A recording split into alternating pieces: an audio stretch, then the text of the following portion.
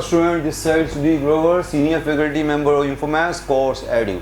आज हम डिस्कस करेंगे निमसेट 2022 एक्चुअल पेपर। आप देखोगे इसमें 50 क्वेश्चन मैथ्स के थे, तो मोर देन 30-35 क्वेश्चन बड़े सिंपल क्वेश्चन थे। एवरेज पेपर था। मैं तो कहूँगा कि जो लास्ट ईयर के कंपेरिजन पे जाओगे तो बड़ा सिंपल पेपर था। तो मोर देन 40 क्वेश्चन बच्चों ने अटैम्प्ट किए थे। जो एवरेज बच्चा भी था उसने भी मोर देन 35 अटैम्प्ट किए थे। जो अच्छा बच्चा था उसने 45+ अटैम्प्ट किए थे। तो पेपर बड़ा सिंपल था। प्रीवियस ईयर्स में से काफ़ी क्वेश्चन आए थे। तो now student, this first question is from height and distance. ये क्वेश्चन थोड़ा सा बेटर है बाकी क्वेश्चन से। अगर आपको फिगर बना सकते हो तो क्वेश्चन बड़ा इजी हो जाएगा। क्या कह रहा है? एंगल एलिवेशन और top of hill from each of 3 versus of horizontal triangle. तो कोई हॉरिजॉन्टल ट्रायंगल बनाओ पहले अपनी वे से, कुछ भी हॉरिजॉन्टल ट्रायंगल बनाओ, वहाँ से आपको क्वेश्चन करना है। Like this is a horizontal triangle, ये आपका ए है, this is a B, this is a C, okay. And we have a hill, hill को कुछ बनाओ, ऐसा को हिल बना लिया आपने वर्टिकल। ये हॉरिजॉन्टल ट्रायंगल है, जो हिल है वो वर्टिकल है, vertical to surface, okay. So angle elevation from A alpha है, this angle is alpha, this angle is alpha. Angle elevation from B again alpha है, this angle is also alpha.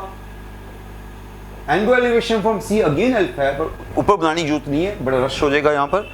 2 ही ये बना ली काफ़ी है। ऊपर बनाओगे तो टाइम आपका रश खड़ा हो जाएगा और आपको समझ नहीं आएगा आपने क्या बनाया। 2 से काफ़ी है। Let this point be M, okay. अब इस फिगर से आप क्या दिखोगे? आपको पता जो हिल है वो आपका जो ट्रायंगल है वो कौन सा? हॉरिजॉन्टल ट्रायंगल है। ट्रायंगल कौन सा है? हॉरिजॉन्टल ट्रायंगल है। वो बेस पे है, हिल आपका ऊपर है, दिस इज अ परपेंडिकुलर, ये परपेंडिकुलर है, this is a perpendicular, this is a perpendicular, आपको पता ही है। So perpendicular by base h by am is equal to tan alpha. Similarly, h by bm is also tan alpha. आप ऊपर भी बना सकते हो, h by cm is also tan alpha. Okay, 2 बना लिया, तीसरा भी हम सिमिलरली बोल देंगे। सो यहाँ से आप क्या देखोगे? h by am tan alpha, h by bm tan alpha. It means am is equal to bm. Okay, और सिमिलरली अगर ऊपर वाला भी बनाओगे that also equal to cm. तो यहाँ से आपने क्या देखा? am is equal to bm is equal to cm। एक पॉइंट से तीनों का डिस्टेंस सेम है। जब एक पॉइंट से तीनों का डिस्टेंस सेम है तो ये क्या बन गया? ये पॉइंट आपका सर्कम सेंटर बन गया, बिकॉज ये सर्कम सर्कल बन जाएगा।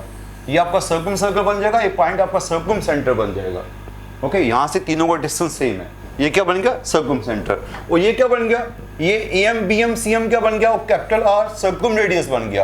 ये तीनों क्या बन गए? सर्कम रेडियस बन गए।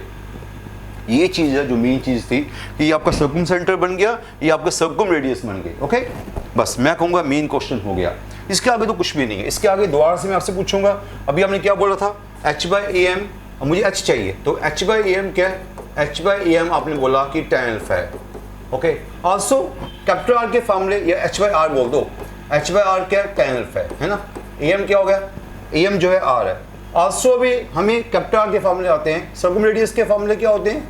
सर्कम रेडियस के फॉर्मूले बताओ। Capital R is equal to a by 2 sine a, b by 2 sine b, c by 2 sine c। Okay, ये हमें पता है, ये हमें कैपिटल R के फॉर्मूले पता है। ये वाला फॉर्मूला जो पहले वाला फॉर्मूला है कैपिटल R, इसको ऊपर पुट कर दो, इस फॉर्मूले को यहाँ पर पुट कर दो, तो क्या बनेगा? देखिए ना, हमने उस फॉर्मूले को कैपिटल R की वैल्यू क्या डाली हमने, या आप सीधा पहले लिख लो h is equal to capital R tan alpha, पहले ऐसा लिख लिया। तो इसको कैपिटल R की वैल्यू पुट कर दी, a बाई 2 साइन a वहाँ पर पुट कर दिया, तो क्या बन गया? फाइनली बन गया a by 2 cosecant a into tan a। ये आपका आंसर होना चाहिए। कोई चॉइस है तो देखो, ये आपका आंसर चॉइस में होना चाहिए। तो cosecant a into tan a, this answer, ये आपका आंसर आ गया डी चॉइस। सो ये क्वेश्चन देखो कितना अच्छा क्वेश्चन था। फिगर बनाना मेन बात थी, फिगर में ये चीज़ समझना मेन बात थी कि एम आपका सर्कम सेंटर बन गया, ये मेन बात थी। ये सर्कम रेडियस बन गया। उसके आगे तो आपको पता ही है, यहाँ से आपने आर निकाला, वहाँ पर आर डाल दिया। उसके आगे तो क्वेश्चन बड़ा इजी क्वेश्चन था। बड़े क्वेश्चन, बड़ा अच्छा क्वेश्चन है। ओके, फर्स्ट क्वेश्चन हो गया students. Okay, done. Okay, next question करो अगर फर्स्ट हो गया तो। सेकंड क्वेश्चन क्या है? सेकंड क्वेश्चन तो बिल्कुल इजी क्वेश्चन है।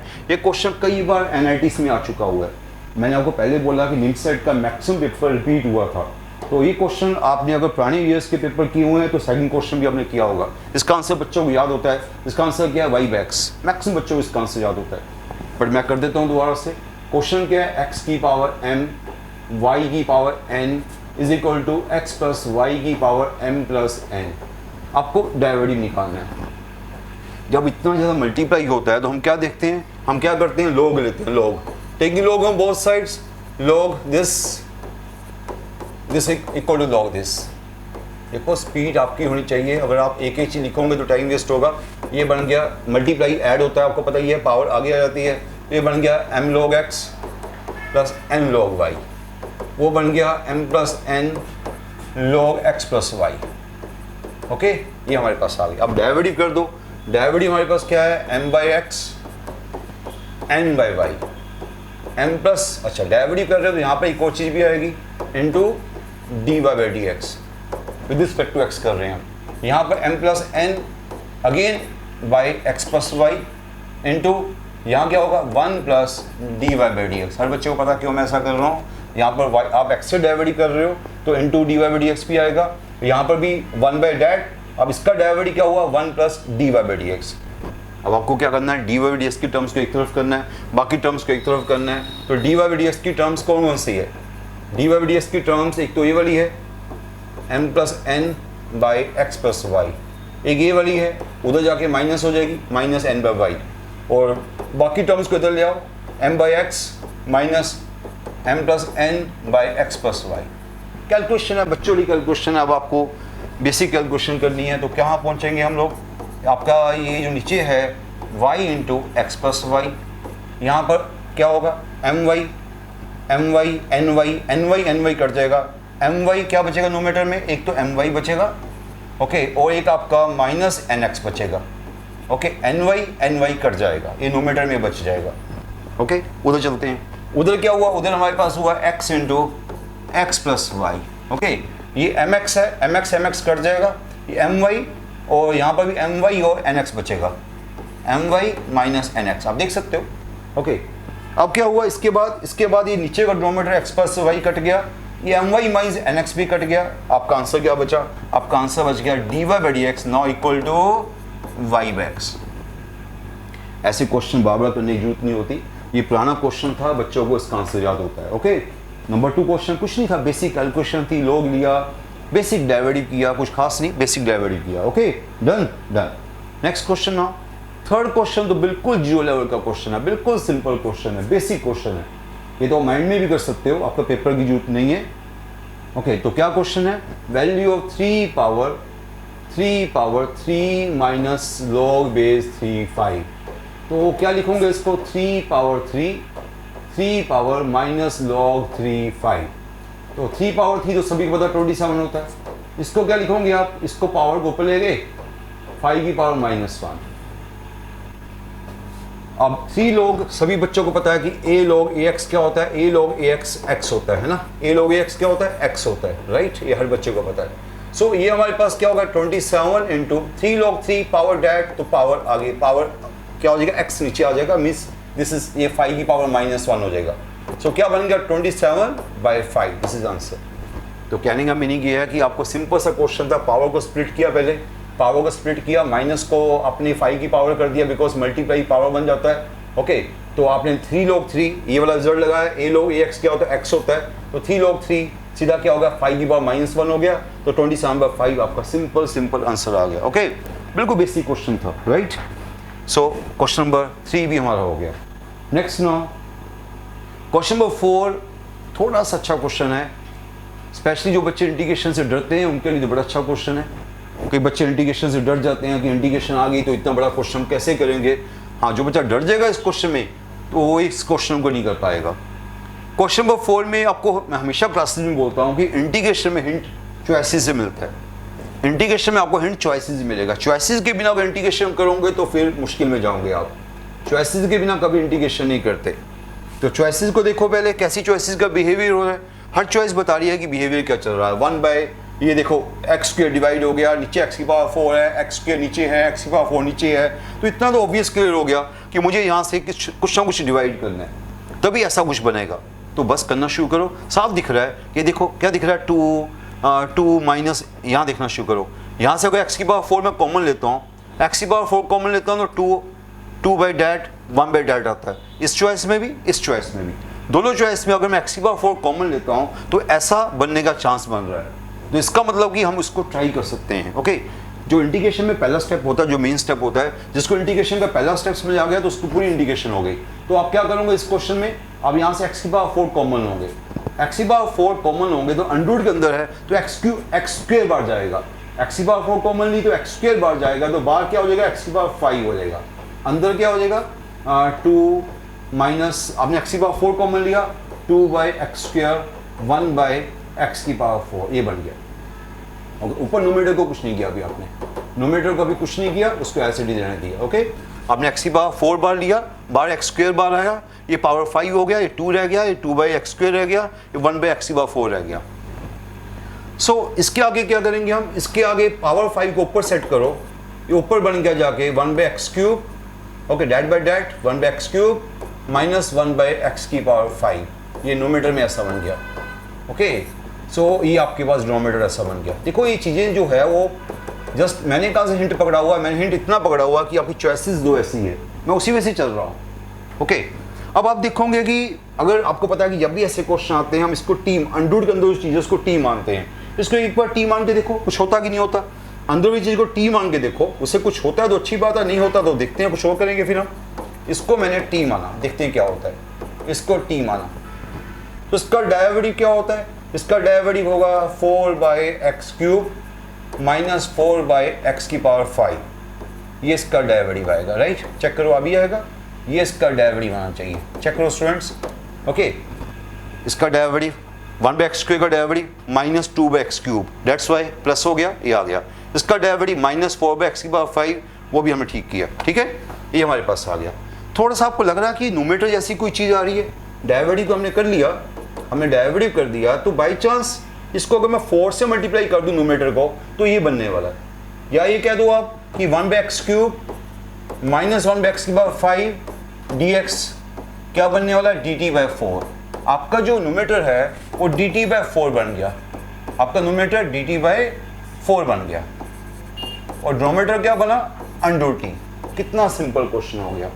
किसने मुझे हिंट दिया, सिर्फ इसने मुझे हिंट दिया कि ऐसे काम करो, उसी को मैं करता गया, अपने आप मेरे पास क्वेश्चन होता गया, मुझे कुछ नहीं ज़्यादा सोचना पड़ा। लग जरूर रहा था कि पता नहीं मैं गलत कर रहा हूँ ठीक कर रहा हूँ, पर जैसे ही आपको पता हिंट ये वाला है और उस हिंट पे चलते जाओ, आपका क्वेश्चन अपने आप सोल्व होगा। देखा ना आपने, इस हिंट पे चलता गया, इसको सेटिंग की, पूरा क्वेश्चन अपने आप रीसेट हो गया, एक क्वेश्चन बचा। इसका आंसर तो हर बच्चे को पता है।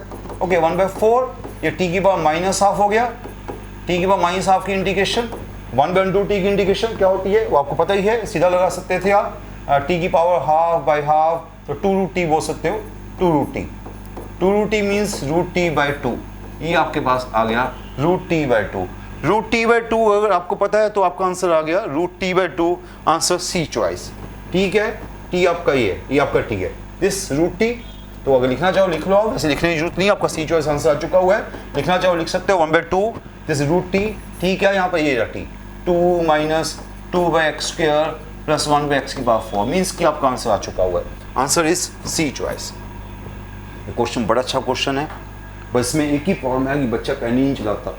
बच्चे को लगता है यार पता नहीं मैं कैसे जाऊंगा इंटीग्रेशन, तो कई बार हम कहते हैं चॉइसेस का डेरिवेटिव कर दो, पर यहाँ पर चॉइसेस का डेरिवेटिव करना भी मुश्किल हो जाएगा, बिकॉज तीनों चॉइसेस बड़ी मुश्किल सी लग रही हैं, तो डेरिवेटिव करना भी मुश्किल होगा। या बेटर है कि आपको बस हिंट लेना पड़ेगा कि आप यहाँ कैसे पहुँचोगे।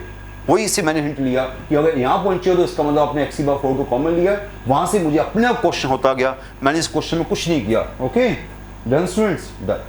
Next question now, question number 5 तो पता ही आपको एनआईटी का फेवरेट क्वेश्चन है। क्वेश्चन नंबर 5 जैसे क्वेश्चन के बिना कभी एनआईटी नहीं बनता, ये तो पेपर का फेवरेट क्वेश्चन होता है, volume of the parallelepiped, volume of the tetrahedron. ये क्वेश्चन तो एक फिक्स क्वेश्चन है जो लिमसेट में आते ही हैं। तो volume of the parallelepiped which exist are this. तो वॉल्यूम क्या होता है, वॉल्यूम होता है scalar triple product ABC, this is the volume. Okay, हर बच्चे को पता है this is volume of the parallelepiped. Okay, बस अब आपको ये क्या होता है डिटर्मिनेंट। तो डिटर्मिनेंट हमारे पास क्या है, vector A this is 2 3 4, vector B 1 alpha या A है जो भी लिखा हुआ 1 अल्फा, जो भी लिखा अल्फा लिखा होगा, alpha 2 and this is 1 2 alpha. This volume is equal to 15. This is equal to 15. अब इसको प्लस माइनस 15 भी लिख सकते हो, क्योंकि मैंने यहाँ से मोड हटा दिया, इसको प्लस माइनस 15 भी लिख सकते हो। चलो 15 से काम चला लो, बाकी हम चॉइस ही देखेंगे कि क्या चॉइस आ रही है। दिस इज 15, बस डिटरमिनेंट को सोल्व करो, ये वॉल्यूम है, दिस स्केलर ट्रिपल प्रोडक्ट आपने लिख लिया, इसको अल्फा की वैल्यू निकाल लो, इसको सोल्व करो, तो कुछ नहीं है, तो बच्चों वाला क्वेश्चन हो गया अब तो 2 इंटू क्या हुआ अल्फा स्क्वायर माइनस 4 है ना, minus 3 into alpha minus 2 okay, और plus 4 into 2 minus alpha this equal to 5। तो स्टूडेंट्स को ओपन किया, इसको ओपन करके क्या आएगा 2 alpha square, this is minus 3 alpha minus 4 alpha means minus 7 alpha, plus 6 plus 8 plus 14, यहाँ से प्लस 6 आएगा प्लस 8 प्लस 14, यहाँ से 15 रहेगा minus 1, this is minus 8 minus 9 0, ये हमारे पास क्वाड्रेटिक बन गई। अब चेक कर सकते हो ये क्वाड्रेटिक बन जाएगी। इसके रूट्स निकालो फिर, product is minus 18, some is minus 7, तो क्या बनेंगे माइनस 9 अल्फा प्लस 2 अल्फा।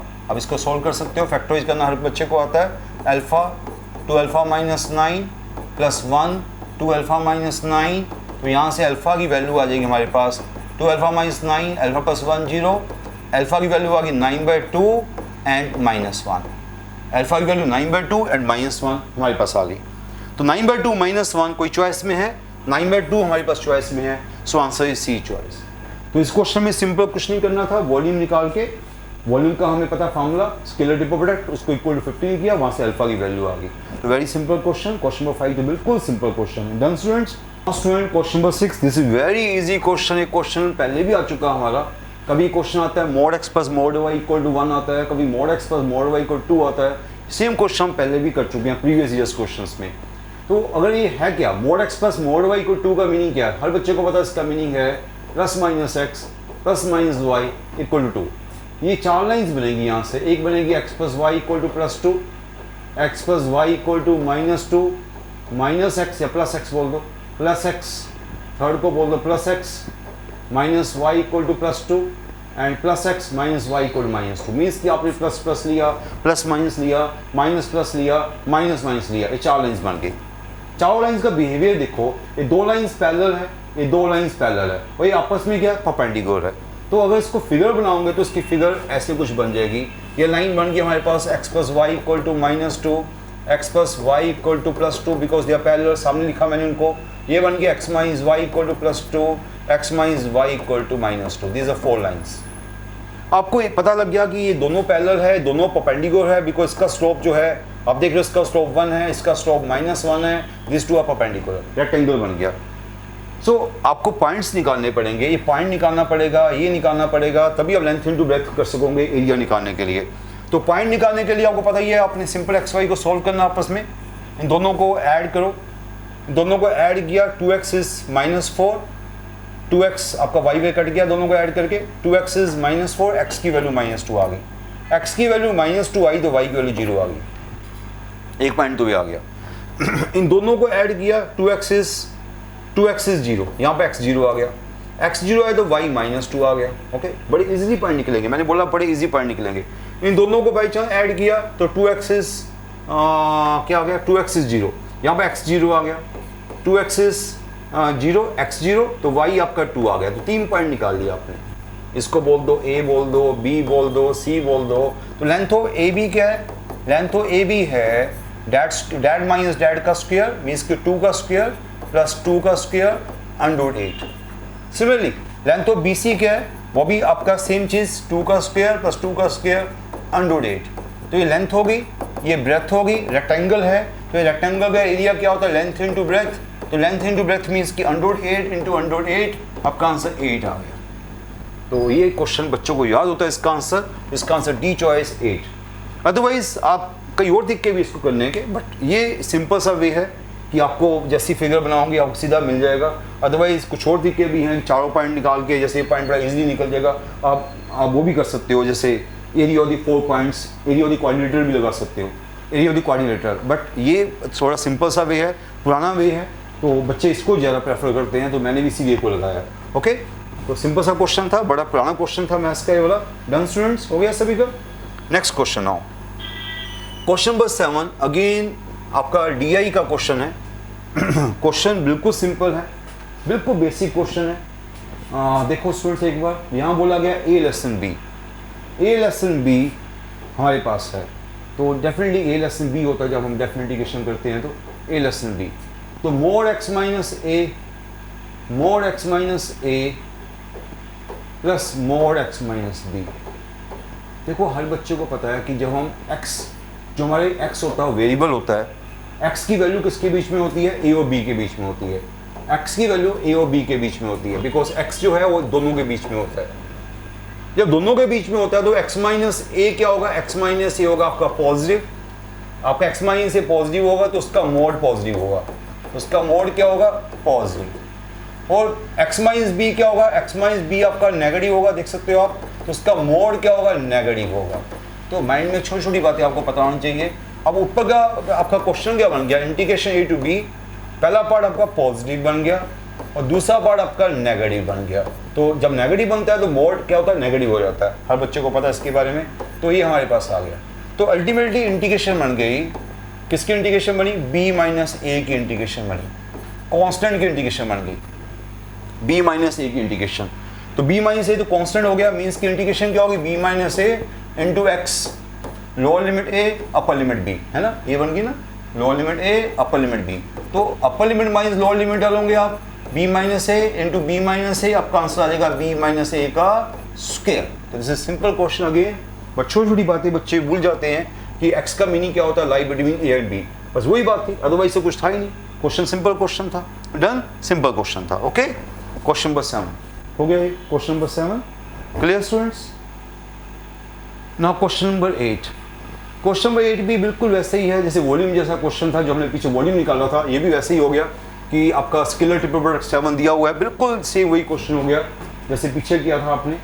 वहाँ पर बस ये था कि वॉल्यूम निकालो, यहाँ पर यह है कि हमें पहले दिया हुआ 7 है, तो कोई मुश्किल नहीं है, बिल्कुल सेम क्वेश्चन है। Scalar triple product is 7। Scalar triple product क्या होता है, डिटरमिनेंट होता है, हर बच्चे को पता है डिटरमिनेंट होता है। तो उसकी पहली रो क्या होगी, vector A means lambda 1 minus 2, second row होगी 1 लैम्डा माइनस 2, थर्ड रो है 1 1 1, दिस इक्वल टू क्या दिया हुआ है, 7। बस अब आपको मेरी कोई जरूरत नहीं है, डिटरमिनेंट आपकी 7 है, अब इसको खोल लो, लैम्डा की वैल्यू आ जाएगी। सिंपल क्वेश्चन होगा, डिटरमिनेंट को कोई भी खोल सकता है, हमने यहाँ खोला हुआ आपके सामने है, इसको ओपन करोगे लैम्डा इंटू डैश, लैम्डा जो भी आप करते हो, तो आपकी उसको फैक्टराइज करके लैम्डा की वैल्यू आ जाएगी -6 and 2। मुझे करने की जरूरत नहीं है, बस आप अपने आप कर सकते हो, डिटरमिनेंट को खोलो, जैसे हमने यहाँ खोला हुआ देख सकते हो students, lambda into this cross multiply and this minus into this cross multiply. Okay, हर बच्चों को पता कैसे डिटरमिनेंट खोलते हैं। तो लैम्डा की वैल्यू क्या आ गई, -6, लैम्डा की वैल्यू यहाँ से आ जाएगी -6 and 2, सिंपल, देख सकते हो आप। ओके, तो वेरी इजी क्वेश्चन, यहाँ कुछ भी नहीं करना था आपको। Okay done students, simple question आप देख सकते हो, आप इसको नोट कर सकते हो जो हमने किया हुआ है। Okay right, now student question number 9, very easy question, this is from set theory. We are given two sets A and B with number elements of A is m, number elements B is n, power set of A, PA means power set of A, तो उसके elements, mode means उसके elements, mode of B means power set of B के elements, दोनों का difference क्या है, 1 और 2। तो यहाँ दो सेट्स हमें गिवन है A और B, हमें दो सेट्स गिवन है A और B, और हमें क्या बोला गया, A के एलिमेंट्स हमें m दे दिए गए हैं, B के एलिमेंट्स हमें n दे दिया गया है, और number elements of power set पहले के minus number elements of power set दूसरे के, दोनों का जो डिफरेंस है 1 1 2 है। Okay, then choose the wrong option, मुझे रॉन्ग बताना कि चॉइसेस में रॉन्ग कौन सा है। तो पहली बात आपको पता है अगर सेट के m एलिमेंट्स होते हैं तो उसके पावर सेट के 2m एलिमेंट्स होते हैं, अब B के n एलिमेंट्स है तो उसके पावर सेट के 2n एलिमेंट्स है। तो क्वेश्चन क्या रह गया, क्वेश्चन ये रह गया मेरे पास 2m minus 2n equal to 1 1 2, ये क्वेश्चन हमारे पास आ गया। अब इसको सॉल्व करने की ट्राई ना करना, बिकॉज एक इक्वेशन है, दो अननोन्स है, इसको सॉल्व नहीं कर सकते आप, जितने अननोन्स है उतनी इक्वेशन चाहिए होती है। यहाँ पर दो अननोन्स है, एक इक्वेशन है, सॉल्व करने की कभी ट्राई ना करना। इसके बाद हर बच्चे को चॉइसेस डालनी पड़ेंगी, चॉइसेस डाल के हम क्वेश्चन करते हैं, पर यहाँ पर mn की चॉइसेस नहीं पता हमें, उनका सम पता है 11 है, ये है वो है, हमें यहाँ पर ये नहीं पता कि mn की चॉइसेस नहीं दी हुई। तो हम कुछ ट्राई करते हैं इसको करने की कि क्या हो सकता है। तो यहाँ पर हमें पता है कि ऐसे क्वेश्चन में हम पावर्स देखेंगे। 2 की पावर हर बच्चे को आती है, 2 की पावर 5 32, 2 की पावर 5 32, 2 की पावर 6 64, 2 की पावर 7 128, 2 की पावर 8 256। ऐसी चॉइसेस हर बच्चे को पता है। अब इस पावर्स को वहाँ डाल के देखो कि क्या बन सकता है। बाई चांस किस पावर्स का डिफरेंस वो आ रहा है। मैं देख रहा हूँ 2 की पावर 4 16, इन दोनों का डिफरेंस आ रहा है। देखो आप, इन दोनों का डिफरेंस आ रहा है 128 16 का डिफरेंस क्या होता है, 128 16 का डिफरेंस होता है 112। तो इसका मतलब कि m आपका 7 है, m आपका 7 है, n आपका 4 है, n आपका क्या है 4 है। बस यहाँ से मैंने पकड़ लिया, ये आपका ये वाला पकड़ा मैंने और ये पकड़ लिया।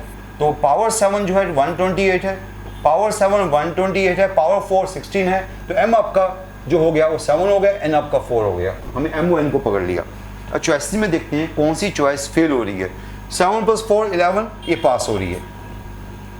यहाँ पर हम 7 डालते हैं, n को 4 डालते हैं, 8 - 7 1, ये भी पास हो रही है। यहाँ पर 7 और 4 डालते हैं, 14 माइनस, नेचुरली वो पास होगी तो ये पक्का फेल होगी, वो पास हुई है पक्का फेल होगी। फिर मैं चेक कर रहा हूँ 14 माइनस डैट, ये 1 नहीं बन रहा। सी चॉइस आपकी रॉन्ग आ रही है, सी चॉइस आपकी रॉन्ग आ रही है। उसने पूछा which is wrong, C choice is wrong. तो बड़ा अच्छा सा क्वेश्चन था, बड़ा सिंपल क्वेश्चन था, बेसिक क्वेश्चन था। Okay done students. Okay now question number 10। Question number 10 में मैंने देखा कि मैक्सिमम बच्चों को इश्यूज आ रहे हैं। ये क्वेश्चन बड़े बच्चे मेरे पास आए थे, सारे क्वेश्चन थोड़ा डिफरेंट सा आ गया। बट ऐसा क्वेश्चन बेसिक मैकेनिक्स का क्वेश्चन है, कुछ भी नहीं है। बेसिक मैकेनिक मीन्स जो 9th 10th क्लास का फिजिक्स का पार्ट होता है, बेसिक पार्ट, वेलोसिटी क्या होती है, एक्सीलरेशन क्या होती है, वो हर बच्चे को पता होती है, वही हम यूज़ करेंगे। अभी भी हमें दिया हुआ कि हमें एक्सीलरेशन दी हुई है। एक्सीलरेशन इज देखो पहले क्वेश्चन को आराम से देखो, क्वेश्चन बड़ा अच्छा क्वेश्चन है। एक्सीलरेशन क्या दी गई हमें, x - x², वेयर x क्या है, x² डिस्टेंस है, x is a distance, mind रखना x² डिस्टेंस है। एक्सीलरेशन क्या होती है, एक्सीलरेशन होती है dv/dt, एक्सीलरेशन होती है dv/dt। ओके dv/dt, उसको आप ऐसा भी लिख सकते हो dv/dx, dx/dt।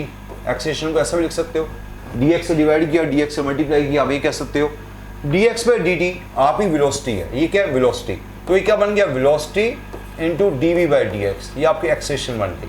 कई बुक्स में फार्मूला होता है, अगर आपने 9th 10th का फिजिक्स की हुई है या बेसिक फिजिक्स की हुई है, ये फार्मूला आपको रेडीमेड पता होता है बच्चों को। ये फार्मूला बच्चों को रेडीमेड पता होता है, मैंने आपको निकाल के दिखा दिया। ये एक्सीलरेशन आ गई। बट एक्सीलरेशन में क्या गिवन है, x - x², ये हमें गिवन है। This equal v into dv/dx। सो यहाँ से बड़ा अच्छा क्वेश्चन है, मैं आप कह रहा हूँ अच्छा क्वेश्चन है ये। तो x - x² dx और ये v इंटू dv, इसको क्या बोलेंगे, variable separable form. Differential equation बन गई वेरिएबल सेपरेबल फॉर्म। तो अब आपने क्या करना है, इसको इंटीग्रेट कर दो, इसको इंटीग्रेट करो, दोनों साइड को इंटीग्रेट करो, integrate both sides, integrate both sides. तो लेफ्ट को इंटीग्रेट करोगे आप, क्या बनेगा, x²/2 minus x³ 3 equal to v²/2। Okay ये हमारे पास आ गया। तो यहाँ तक हम पहुँच चुके हैं। ओके ये हमारे पास मेन चीज़ आ चुकी हुई है। तो यहाँ से हम क्या करेंगे आप, अब इसके आगे हमें बोला गया है, हमें क्या बोला गया कि the particle next comes to rest, particle comes to rest, particle comes to rest means v 0। जब कोई बोला जाता है particle comes to rest, it means v क्या होगा, 0 होगा। तो यहाँ पर v को 0 डाल के देखो, v को 0 डालोगे तो क्या बनेगा, x²/2 माइनस x³ 0 हो गया, v 0 डाला आपने। तो यहाँ से x² तो कॉमन आनी था, चलो आप करके देखो अपना 3x² माइनस 2x³ 0, तो x² तो कॉमन आ गया, तो 3 - 2x 0, यहाँ से x की वैल्यू आ गई 3/2, x की वैल्यू 3/2 आ गई है हमारे पास। तो x की वैल्यू को पूछ रहा है, क्या पूछ रहा है, particle next comes to rest after it has covered the distance. तो कितना डिस्टेंस ट्रेवल किया, 3/2। बड़ा बेसिक क्वेश्चन था, बट एक ही बात थी इस क्वेश्चन में, ये बात थी मेन, यहाँ तो कोई बच्चा पहुंच जाए, उसके आगे उसने a का फॉर्मूला डाल दिया, ये x की चीज़ एक तरफ कर दी, y की चीज़ एक तरफ कर दी, क्या बना दिया, वेरिएबल सेपरेट फॉर्म बना दी, दोनों को इंटीग्रेट कर दिया। उसके बाद वेलोसिटी, क्यों मैंने वेलोसिटी को 0 किया, because particle comes to rest, particle comes to rest means velocity 0, velocity को 0 किया तो हमें डिस्टेंस चाहिए, तो डिस्टेंस निकाल लिया 3/2। सिंपल, मैं तो इसको सिंपल इसलिए बोल रहा हूँ कि जिसको बेसिक फॉर्मूला आता है उसके लिए सिंपल था। ओके क्वेश्चन नंबर 10 कुछ नहीं था, सिंपल एवरेज।